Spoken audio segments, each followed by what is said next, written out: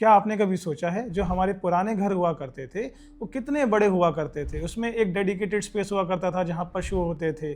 उसमें आगे एक बहुत बड़ा वरांडा भी हुआ करता था, आंगन हुआ करता था, अलग अलग कमरे हुआ करते थे, पूजा घर हुआ करता था और उसमें एक बड़ा परिवार आराम से रह लेता था। बट आजकल के शहरों में घर बहुत छोटे हो गए हैं और सिमट के फ्लैट्स में रह गए हैं। और वो फ्लैट्स की भी अगर आप बाउंड्रीज को जाके देखेंगे तो कहीं ना कहीं से कोई एक्सटेंडेड होगी, कहीं ना कहीं कोई कट होगी।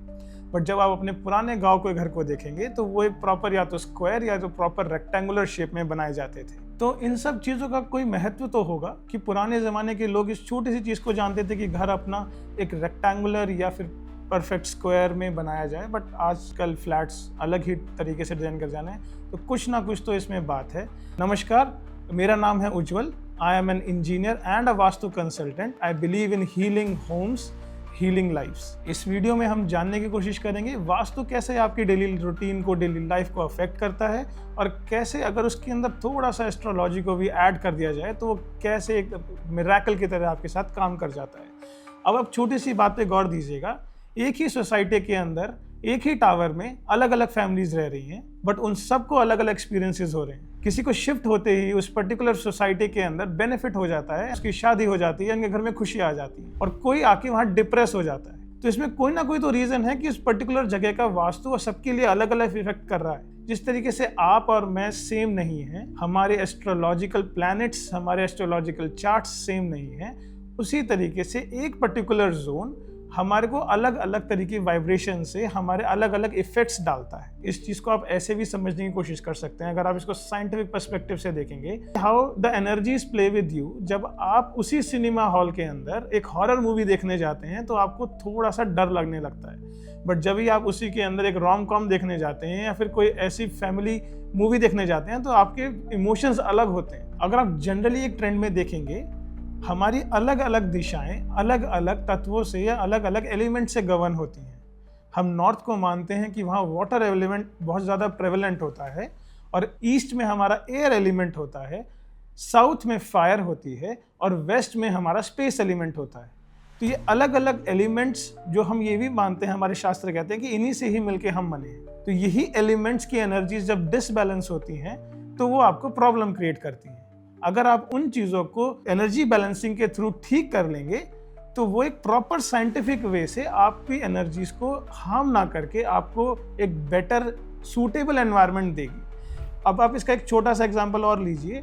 अगर आप वार्म लाइट में बैठते हैं किसी भी एरिया में तो आपको रिलैक्सेशन फील होती है, और वार्म लाइट की जगह मैं उसको वाइट लाइट कर दूं तो एकदम से आपका माइंड एक्टिव हो जाता है, और मैं उसको बिल्कुल डिम लाइट कर दूं तो आप बहुत ज़्यादा स्लीप के मोड में चले जाते हैं। तो ऐसा क्यों हो रहा है? एरिया वही है, सब कुछ वही है, but just because changing the warmth of the light, वहाँ की एनर्जी भी चेंज हो रही है। So there are so many things involve in your life, in your day to day activities, जिसको हम नज़रअंदाज कर जाते हैं।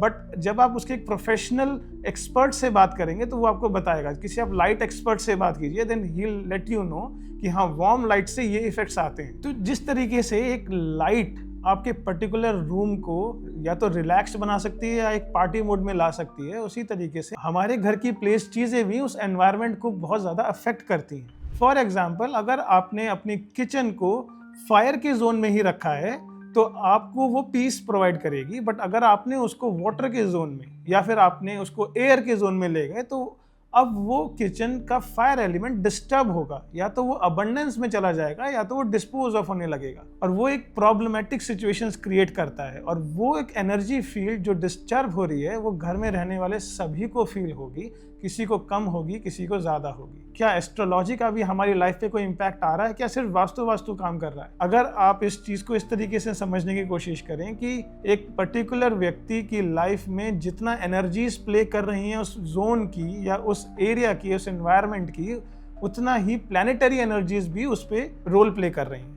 क्यों ऐसा होता है कि दो बच्चे सेम पढ़ाई करते हैं but one person is excelling in his life और एक बच्चा थोड़ा सा पीछे रह जाता है या सेकंड या थर्ड आ जाता है, तो वहाँ पे हम ये भी कंसिडर करते हैं कि उसके प्लैनेट्स कितना उसको फेवर कर रहे हैं। उसी तरीके से उस पर्टिकुलर स्कूल में या उस क्लासरूम में जो बच्चे बैठे होते हैं, कुछ बच्चे अट्रैक्ट हो जाते हैं आपका स्पोर्ट्स की तरफ और कुछ बच्चे अट्रैक्ट होते हैं मिस्चीवियस एक्टिविटीज की तरफ। तो उस पर्टिकुलर एरिया का वास्तु तो उन सब के लिए ही बराबर है ना।